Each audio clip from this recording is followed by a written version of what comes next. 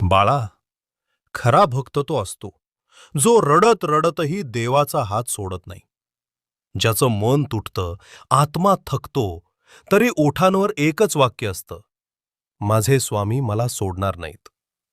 बाळा, तू विचार करतोस ना कधी कधी, मी एवढं सहन का करतोय, माझ्याच वाट्याला एवढंच दुःख का? त्या प्रश्नांचं उत्तर आम्ही देत नाही लगेच, कारण काही उत्तरं शब्दात नसतात, ती वेळ देऊनच समजतात. ज्या रात्री तुला झोप लागत नाही, ज्या क्षणी छातीत दडपण येतं, त्या क्षणी आम्ही तुझ्या जवळ बसलेलो असतो बाळा. ते तुला डोळ्यांना दिसत नाहीत. आम्ही तुला तोडत नाहीत रे, तुला आतून मजबूत करत आहोत.